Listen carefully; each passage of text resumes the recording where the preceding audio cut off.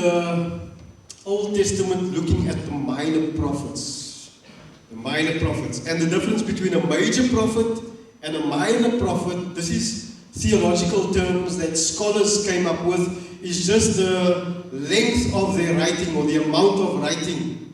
So you'll see the minor prophets, all their books are small, just a few chapters. The major prophets, we have 4. It's Jeremiah, it's Isaiah, it's Ezekiel, and it's Daniel. They have longer chapters. So that's the difference between major prophets and minor prophets. So we are looking today at the minor prophet Joel.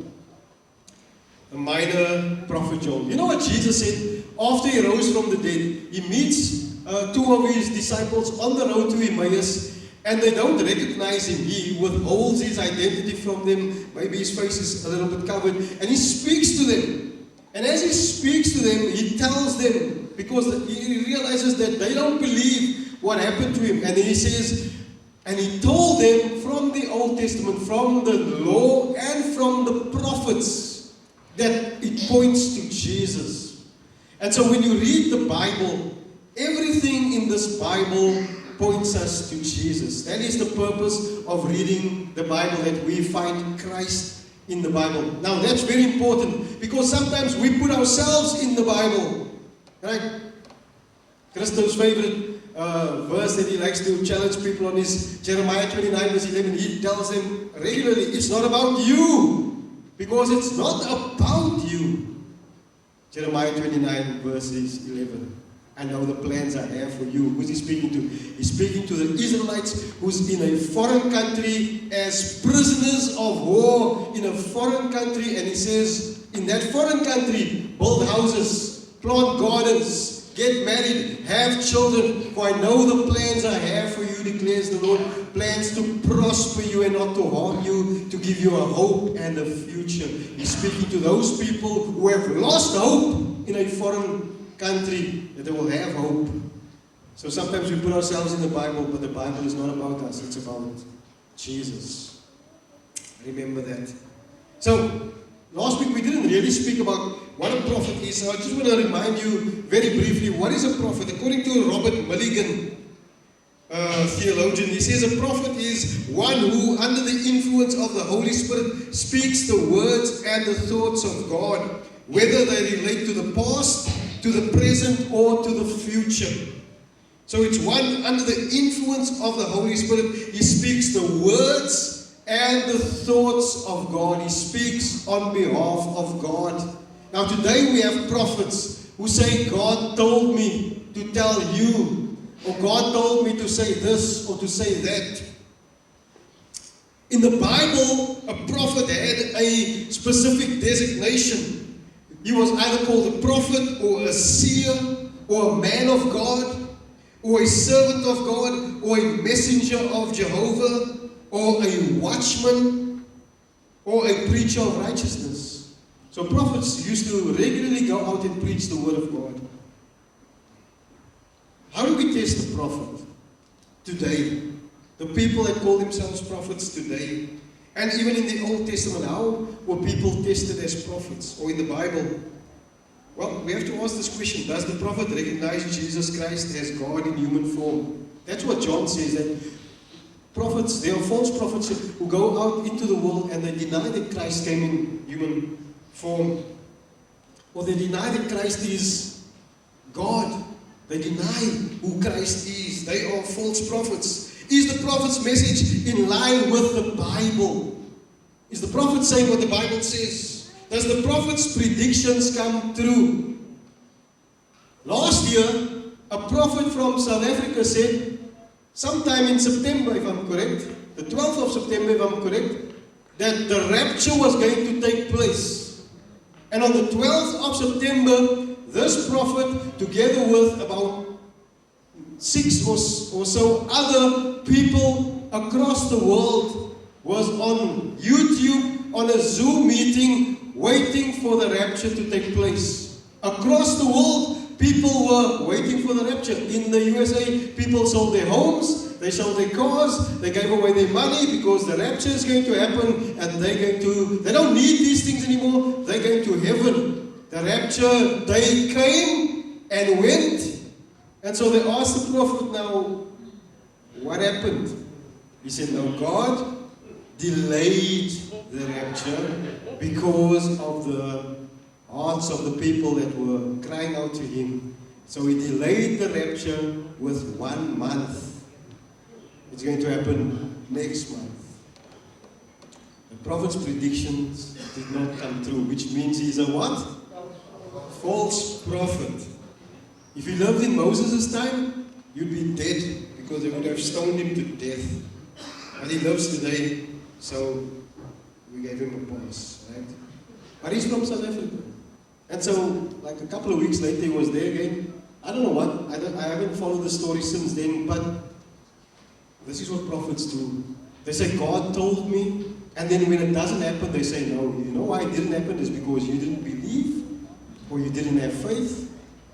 Did God know that you wouldn't believe before he told the prophet? Does God know all things? Did he know that if he's going to tell you something, that you are not probably going to believe it? But God's predictions does not depend on your faith or your belief. It depends on him. And what he says always comes true. Does God know how people are going to respond when he gives them something? When he tells them something? He knows. So we have a lot of prophets today. They are false prophets. They lie. Is the prophecy given to strengthen the church? That's how you test a prophet. Does the prophet subject himself to church leaders? That's the New Testament standard. Is he willing to follow the guidelines or the guidance of the leaders in the church? Does the prophet's life follow biblical patterns? So that's how we test prophets today. But that's not what I want to speak to you about. Just for you to remember what a prophet is. We are looking at the prophet Joel. He's also called the prophet of Pentecost. The prophet of Pentecost. Now the date of Joel is also uncertain. Last week we looked at Obadiah. His date is uncertain. The date of Joel is also uncertain. It could be probably around 830 BC.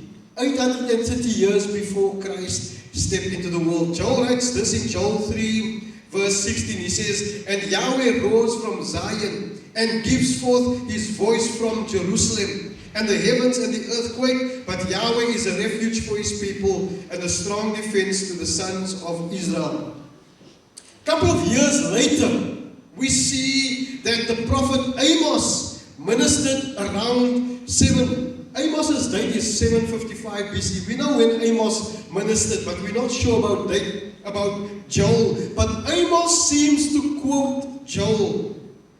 In Amos 1 verse 2 he says, and he said, Yahweh rose from Zion. Joel said, Yahweh rose from Zion. In verse 16 of chapter 3. And from Jerusalem he gives forth his voice. Joel said, and gives forth his voice from Jerusalem. So it seems as if Amos is quoting the prophet Joel in his prophecy. But the evidence for when Joel wrote this prophecy is not conclusive. So we are just taking a calculated guess as scholars or as theologians around when Joel could have written this prophecy. So who is Joel? His name means Jehovah is God. Jehovah is God. It is amazing that every prophet's name relates to God. If you read the Old Testament, every prophet's name relates to God. Jehovah is God. He lived in Jerusalem. He was most likely a priest who ministered in the temple. And his message is to Judah, or the southern kingdom. The kingdom of Israel was split into two. We have the northern kingdom, they have the 10 tribes, and we have the southern kingdom, they have the 2 tribes, it's Judah and Benjamin. And the ruler at this time is Jehoiada, who is also a priest. But he acts as a regent or an administrator appointed when the king is a minor. The king was Joash, he was a little boy. And so Jehoiada is the regent or the administrator in charge of the nation. Just to understand a little bit of the historical context of what is happening in Joel, or at this time of Jehoiada and Joash. So 2 Kings chapter 11 verse 1 says, Now Athaliah, the mother of Ahaziah. So the king at that time was Ahaziah, and he died. Saw that the son had died. So she rose and caused all the royal seed to perish. The royal seed refers to all the rest of the sons of the previous king. She put all of them to death. But Jehosheba, the daughter of King Joram, the sister of Ahaziah, took Joash, the son of Ahaziah, and stole him from among the king's sons, who were being put to death, and put him and his nurse in the bedroom. So they hid from Athaliah, and he was not put to death. So he was hidden away with her in the house of Yahweh for 6 years, while Athaliah was reigning over the land. Now in the 7th year, so for 6 years he's hidden, and in the 7th year he's going to make his appearance, but Jehoiada the priest is going to bring him and to present him to the nation. Now in the 7th year, Jehoiada sent for and took the commanders of hundreds of the Kerites and of the guard, and brought them to him in the house of Yahweh. Then he cut a covenant with them, and had them swear in the house of Yahweh, and showed them the king's son. Now, I'm not going to go into the whole story of what happens there, but this is the context in which Joel most likely is ministering. The nation is having a national crisis. You see, God's plan for Israel was, when they came from Exodus, He told them, you're going to get to the land the promised land, and you're going to request for a king, and you must appoint a king from among the brothers. He said, the king is going to be a male. It's going to be a king, not a queen. Athaliah is going against God's plan and doing something that God did not intend for the nation to do. It is a national crisis. The country is in trouble. If you read Isaiah chapter 3, the Bible says that there were times in the history of the nation of Israel where God allowed children to rule and women to lead. It was not a sign of God's blessing over the nation. It was a sign of God's judgment over the nation, that He removed the men who did not step up, who did not do what God called them to do, the men who were not setting the examples. He would remove them, and He would allow a crisis, because it's in this national crisis that God calls people to repentance. Now think about our nation for a moment and ask yourself, are we in a crisis, in a national crisis as a nation? We are. And we need God to do something. God is calling the people of South Africa to repentance. He's calling the leaders of South Africa to repentance. He's calling the religious leaders of South Africa to repentance. And He does this through Joel. So turn with me to Joel chapter 1. We're going to read a few verses in Joel chapter 1. We're going to read a couple of verses today, and I want you to get an understanding of what is happening in the book of Joel. The word of Yahweh came to Joel, the son of Pethuel. Hear this, O elders. He's speaking to the elders of the nation, and give ear, all inhabitants of the land. Not only the elders, but everybody. Has anything like this happened in your days, or in your father's days? Recount about it to your sons, and let your sons recount about it to their sons, and their sons to the next generation. He's saying, what is happening to you, you must take note and communicate it to your sons, and your sons must communicate it to their sons, and to their sons for the next 4 generations. For generations, you need to communicate what God is doing to this nation. What the gnawing locust has left, this is what is happening. What the gnawing locust has left, the swarming locust has consumed. And what the swarming locust has left, the creeping locust has consumed. And what the creeping locust has left, the stripping locust has consumed. Whatever the locust, the previous locust left, the next locust has consumed. God sent His locust army into the nation. Awake, drunkards, and weep, and wail, all you wine drinkers, on account of the sweet wine that is cut off from your mouth. These people were living rebellious lives away from God. God is reminding them. He's stripping away everything. They are losing everything and they're not paying attention. Why? He's calling them drunkards and wine drinkers. For a nation has come up against my land, mighty and without number. Its teeth are the teeth of a lion, and it has the fangs of a lioness. It has made my vine a desolation, and my fig tree splinters. It has stripped them bare and cast them away. Their branches have become white. He's saying that He's risen up a nation, and the nation that God is speaking about is the Assyrian nation that is becoming a powerful nation. They are a cruel and evil nation. When we look at the prophet Jonah next week, we will see that the Assyrians were a cruel nation. What they did to people, the way they tortured people, God is using this nation to strip away everything from His nation. They're not paying attention. I'm thinking about our community, our nation. What more must God do to strip away from people's lives? How much more must people lose? How many people must die? How many people must become sick? How many people must lose their jobs? How many people must lose everything, their families, their relationships, their marriages, before people start to pay attention to God? God is saying to this nation, I'm stripping away.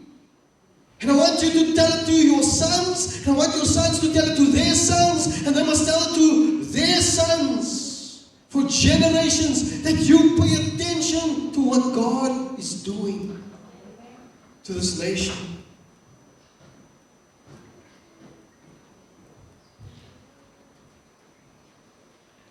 He says in verse 8, he says, wail like a virgin girded with sackcloth for the bridegroom of her youth. The grain offering and the drink offering are cut off from the house of Yahweh.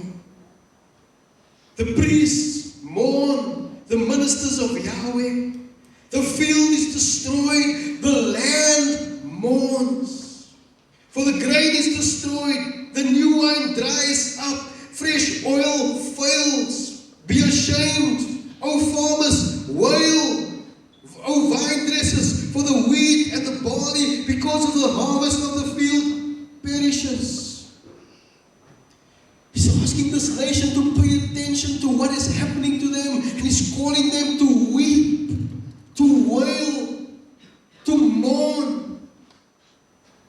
The vines dries up, the fig tree fails, the pomegranate, the palm also, the apple tree, all the trees of the field dry up. Indeed, rejoicing dries up from the sons of men.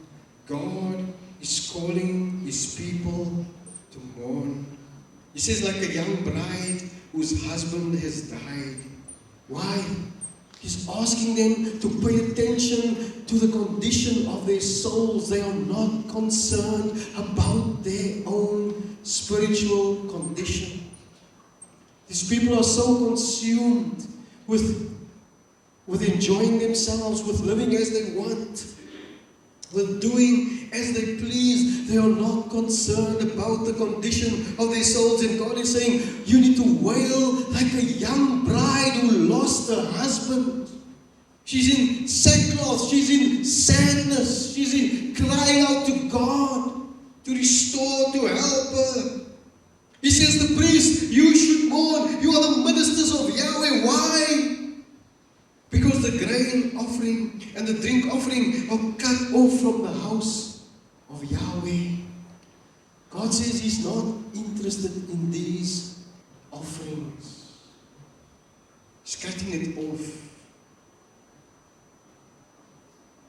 In Joel chapter 2 verse 12 you read this, He says, "Yet even now declares Yahweh, return to me with all your heart and with fasting, weeping and wailing."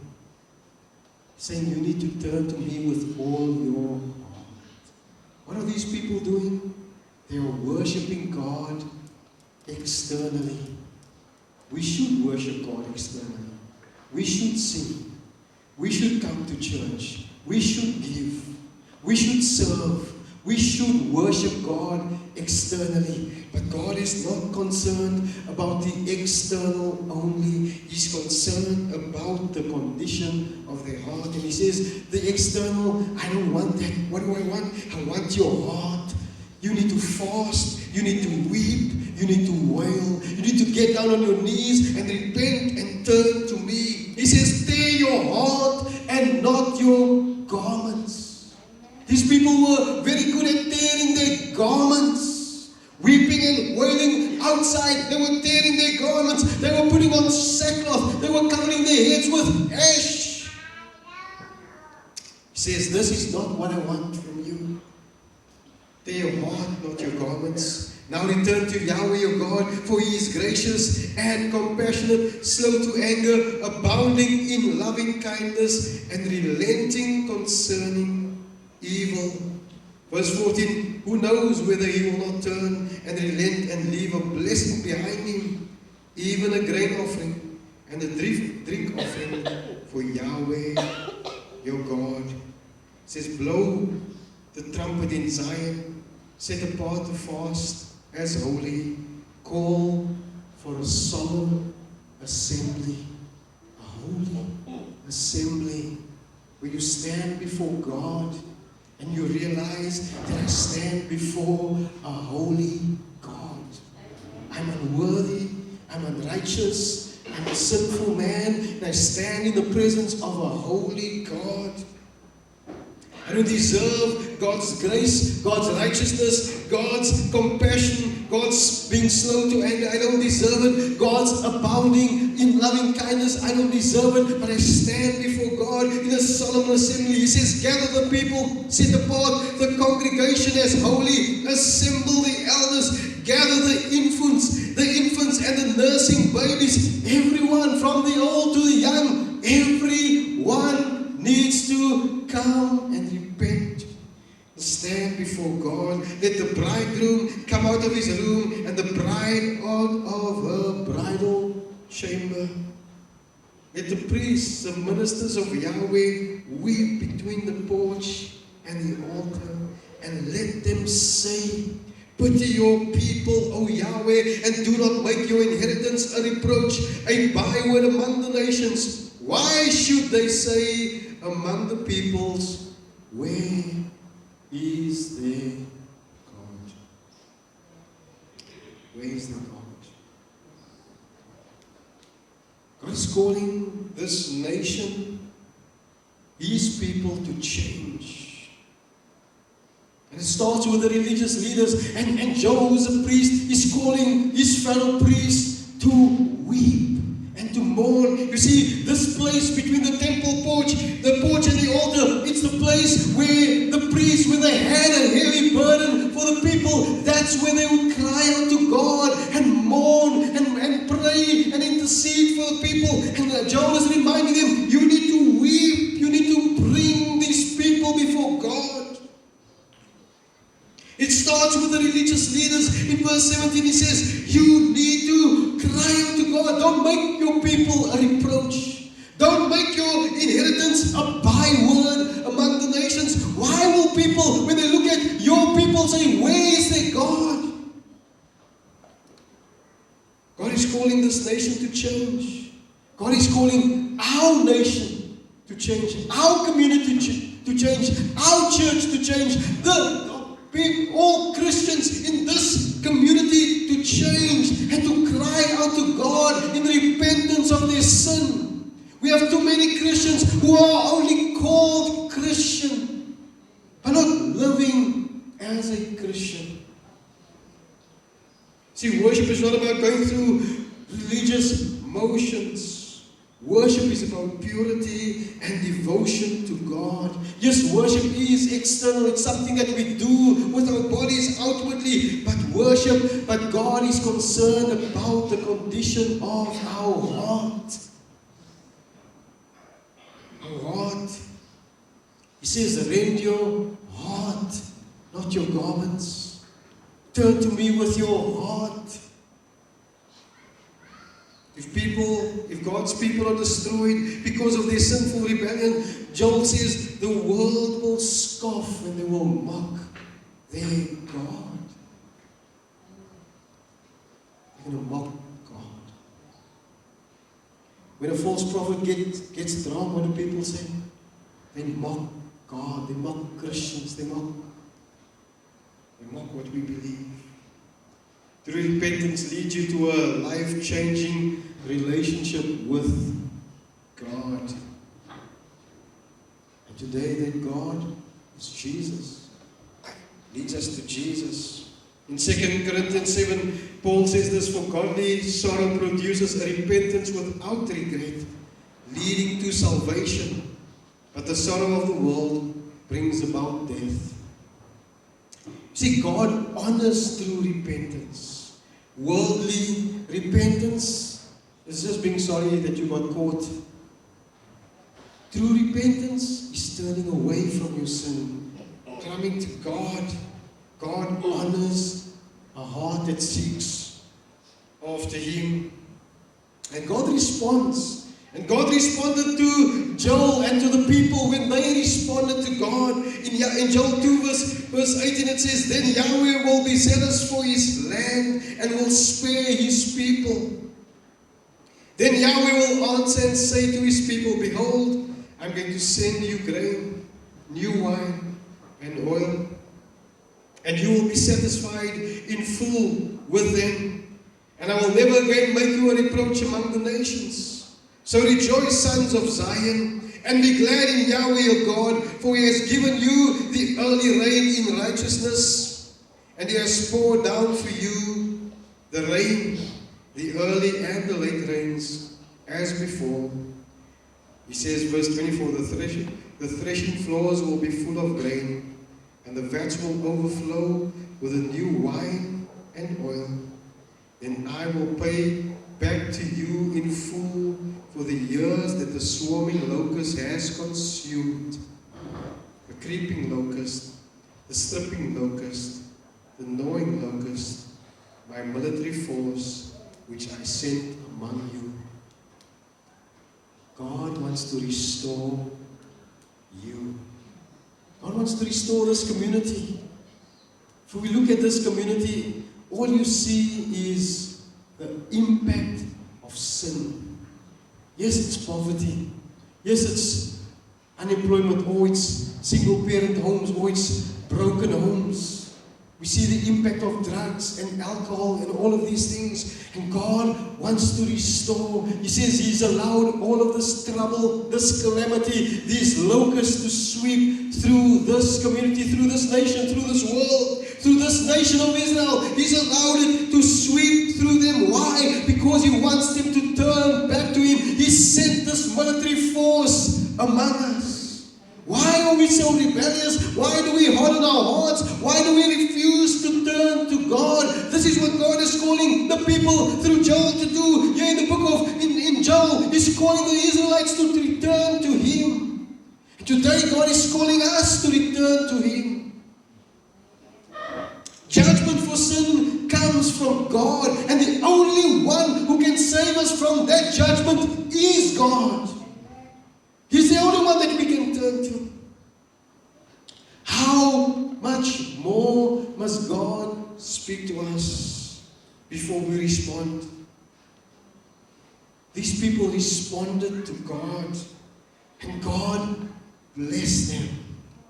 Not only did He save them, not only did He forgive them, but He restored their wealth. Everything that they lost, He restored to them. He gave them spiritual blessings, and He gave them material blessings, and it overflowed.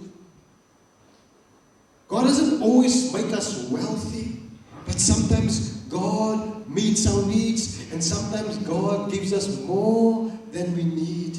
He blesses us abundantly. Why? Because He is God. He loves us. And sometimes He gives us more than we deserve, because that is the God that we serve. And yet in our rebellion, we stand against God. But Joel also reminds us that God did not only have a plan to save the nation of Israel, but God had a plan to save the whole world. All of us are included in God's plan of salvation. John 2 verse 28 says, and it will be afterwards. He says, there's going to come a time in the future that I will pour out my Spirit on all mankind, and your sons and your daughters shall prophesy, your old men will dream dreams, your young men will see visions, even on the male slaves and the female slaves. I will in those days pour out my Spirit. And it will be that everyone who calls on the name of Yahweh will be delivered. We sang our first song this morning. It says, call upon the name of the Lord and be saved. It comes from this verse. It says, everyone who calls on the name of Yahweh will be delivered. Everyone who calls on the name of God will be saved. For on Mount Zion and in Jerusalem there will be those who escape, as Yahweh has said, even among the survivors whom Yahweh calls. Yes, there's judgment on the nation. Yes, there's judgment on the land. Yes, there's judgment on Jerusalem. But there are those who will escape. Why? Because all who calls on the name of Yahweh will be delivered, will be saved. In Acts chapter 2, we see that thousands of Jews on the day of, or for the feast of Pentecost, Jews and Gentile proselytes, the Gentile converts to Judaism, they come to Jerusalem to celebrate the feast of Pentecost, or the feast of the harvest. They celebrate that God has blessed them. God has blessed them. They come from many different lands. And when the Holy Spirit is poured out on the day of Pentecost, many of them heard in their own language the disciples declare the wonders of God. And when everybody's ready to listen to Peter, Peter speaks to them. And in Acts 2 verse 38, Peter said to them, repent each of you and be baptized in the name of Jesus Christ for the forgiveness of your sins. And you will receive the gift of the Holy Spirit, for the promise is for you and your children and for all who are far off, as many as our Lord our God will call to Himself. You see, God calls us, and then we call Him. If He calls us and we hear His voice, we call out to Him. And the Bible says, all who calls on the name of the Lord will be saved. Peter says it's for you and for your children's children. Same promise that God made to Joel. Communicate this message not only to your sons, but that they will communicate to their sons and to their sons. And for generations, that they will know that this is what God will do and God is able to do. If we repent from our sins, God will bless us. God will save us. God will deliver us. And all who call on the name of the Lord will be delivered, will be saved. All people are included in the blessing of salvation. In Romans chapter 10, verse 9, Paul says that if you confess with your mouth Jesus as Lord and believe in your heart that God raised Him from the dead, you will be saved. For with the heart a person believes, leading to righteousness, and with the mouth he confesses, leading to salvation. For the scripture says, whoever believes on Him will not be put to shame. And then he says this, for there is no distinction between Jew and Greek, for the same Lord is Lord of all, abounding in riches for all who call on Him. Yes, it's the riches of grace. It's the riches of salvation. And sometimes God restores the things that we have lost. He picks us up Maybe God found you and you were down in the gutter and you had nothing, and God comes and He picks you up. And now you have a job, and now you have a home, and now you might have a car, and maybe you have a family. God has picked you up, He has restored you, He has blessed you. It's the abundance of God's riches that He pours out on you. He says, whoever believes on Him will not be put to shame. He says, for there is no distinction between Jew and Greek. For the same Lord is Lord of all, abounding in riches for all who call on Him. And then Paul quotes from Joel chapter 2 verse 32. He says, for whoever calls on the name of the Lord will be saved.